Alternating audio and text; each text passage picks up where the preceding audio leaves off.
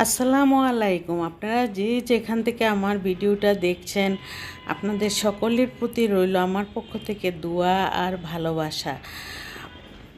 আজকে আমি এখানে তালের বড়া নিয়ে এসেছি। কে কী নামে ডাকেন সেটা আমি জানি না। হয়তো আমাদের আমাদের ভাষায় এটাকে তালের বড়াই বলা হয়।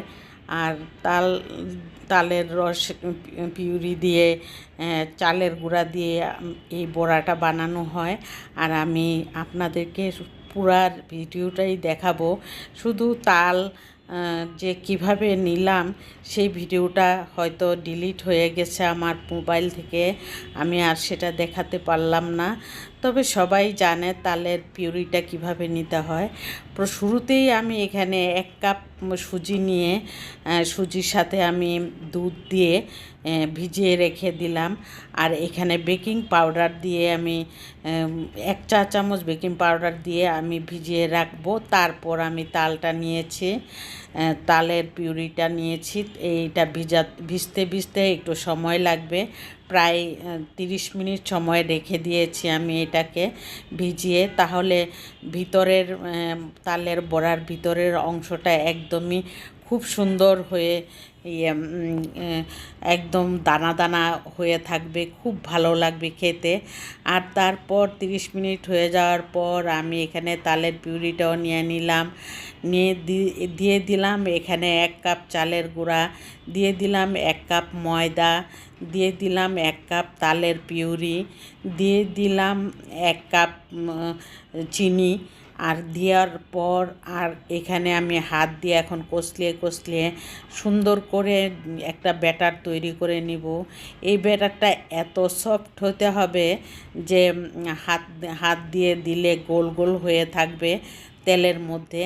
আর ওরকমভাবে ময়ানটা করে নিতে হবে। আর এইটা একদম অনেক একটা সফট ডো তৈরি করতে হবে ব্যাটার। আর সেই ব্যাটারটা আমি হাত দিয়ে কষলিয়ে এক পর্যায়ে কী করেছি আমি সেটা আমি ভিডিওতে আপনাদের কাছে বলে দিচ্ছি। ভিডিওতে আর বলার প্রয়োজন দেখানোর প্রয়োজন মনে করিনি। ডাল ঘুটনি দিয়ে আমি ঘুটে নিয়েছি, তারপরে সুন্দর একটা ব্যাটার তৈরি হয়েছে। দেখুন পিঠাগুলি অনেক সুন্দর হয়েছে। আর এই পিঠাগুলি এভাবে বানালে খুবই মজার সাথে খাওয়া হয়, আর বানানোটা খুব সুন্দর হয়। ভিতরের পুরটা খুবই একটা সফট ব্যাটার হয়, সিদ্ধ হয়ে যায় সুন্দরভাবে, খেতে অসাধারণ লাগে।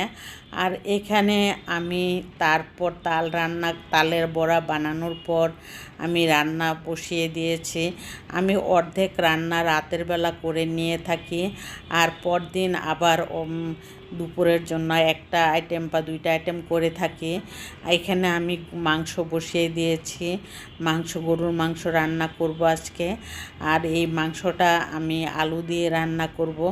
এই মশলা সব দিয়ে দিয়েছি, দেখলেন তো কিভাবে আমি মশলাটা দিয়েছি।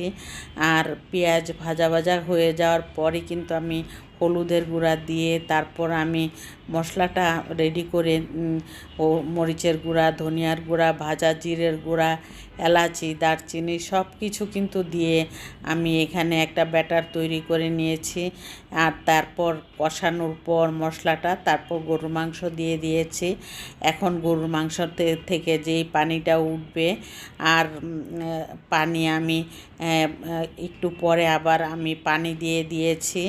দেওয়ার পর আমি এখানে আলু দিয়ে গরুর মাংসটা রান্না করব। 50% বা 80% সিদ্ধ হওয়ার পর আমি এখানে আলু দিয়ে দিব। এখনই আলুটা দিয়ে দিচ্ছি। দেওয়ার পর আমি মাংস আর আলুটা মিলেমিশে সুন্দর একটা তরকারি হয়ে যাবে। একটা বড়সড় তরকারি হয়ে যায় গরুর মাংস রান্না করলে। সেই জন্য অনেক সময় 2 দিন আর অন্য একটা ভাজি ভর্তা হলেই চলে। গরুর মাংসটা থাকলে আমার সেই চিন্তা করে আমি কিন্তু গরু মাংসটা রান্না করি একটু বেশি করে, যাতে 2টা দিন অন্তত একটু রেস্ট পাওয়া যায় রান্না থেকে।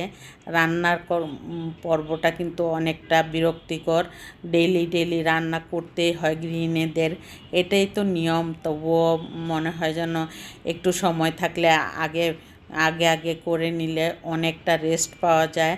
আর সেই চিন্তা করে আমি আপনাদের কাছে একটা অনুরোধ করব, আমার ভিডিওটা যদি ভালো লেগে থাকে তাহলে অবশ্যই একটি লাইক দিয়ে কন্টিনিউ করবেন আর সাবস্ক্রাইব করে অল বাটনে প্রেস করে রাখবেন।